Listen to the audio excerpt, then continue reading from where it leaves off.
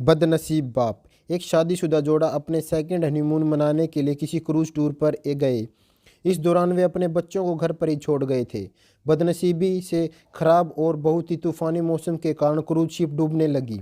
सभी लोगों को तरह वे दोनों भी अपनी जान बचाने के लिए लाइफ बोट एरिया की तरफ दौड़े, लेकिन वहाँ भी सिर्फ एक ही व्यक्ति की जगह थी। अपनी पत्नी को डूबती शिप पर छोड़ आदमी लाइफ बोट में बैठ गया। पत्नी उसे डूबती शिप पर खड़ी अपने पति को दूर जाते हुए देख रही थी। वो चिल्लाकर अपने पति से बोली। इस कहानी को यहीं विराम देते हुए शिक्षक ने अपने सभी विद्यार्थियों से को पूछा, क्या कोई अंदाज़ा लगा सकता है पत्नी ने पति से क्या कहा होगा? ज़्यादातर विद्यार्थियों का एक समान उत्तर था। उन्होंने कहा, पत्नी बोली होगी कि मैंने तुम्हें इतना प्यार किया और तुम मुझे इस तरह छोड़कर जा रहे हो, मैं तुमसे नफरत करती हूँ। शिक्षक की नज़र एक शांत बैठे विद्यार्थी पर पड़ी। शिक्षक ने उसे जाकर यह सवाल पूछा। विद्यार्थी बोला, मुझे लगता है वह बोली हमारे बच्चों का ध्यान रखना। शिक्षक को आश्चर्य हुआ।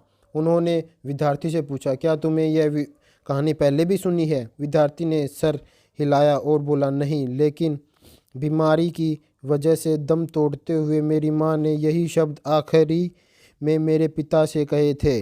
शिक्षक ने उस विद्यार्थी को सही जवाब देने के लिए शाबाशी दी। कहानी को आगे बढ़ाते हुए शिक्षक ने कहा, क्रूज शिप डूब गई और लाश साथ में पत्नी भी। पति घर वापस लौट आया और अकेले ही अपने बच्चों को पाल पोस कर बड़ा किया। कई सालों बाद उस पति की भी मौत हो गई। एक दिन अपनी उसकी बेटी को उसी अपनी माँ की मौत की जिम्मेदारी मानती थी। अपने पिता के सामने को साफ करते हुए उसे एक डायरी मिली, जिसे पढ़कर उसे सच्चाई का पता लगा। डायरी में लिखा था, जब उसने माँ बाप का उस क्रूज शिप में पर थे तो उन्हें पहले ही पता था कि उसकी मम्मी की थर्ड स्टेज कैंसर है, इसलिए वे दोनों आखिरी बार एक साथ ज़्यादा से ज़्यादा समय बिताना चाहते थे। दोनों अकेले ही क्रूज शिप पर गए थे। जब उनके ऊपर वह मनुष्य समय आया तो उसके पिता ने उस अकेली बची लाइफ बोट में बैठने से मना कर दिया था और उन्हें डायरी में लिखा था कि अपनी पत्नी के साथ ही डूबती शिप पर वह डूब जाना चाहते थे, लेकिन सिर्फ और सिर्फ बच्चों के लिए अपनी पत्नी के कसम देने के बाद उन्हें अकेला छोड़कर लाइफ बोट में सवार होना पड़ा। वह डायरी को पढ़ने के बाद बेटी फूट फूट कर रो पड़े। शिक्षक की यह कहानी यहीं ख़त्म थी और पूरा एक शांति में डूब गया। यह शांति देख शिक्षक को पता चल गया कि यह कहानी के जरिए जो सीख अपने विद्यार्थियों को पहुंचाना चाहते थे वह पहुंच चुकी है।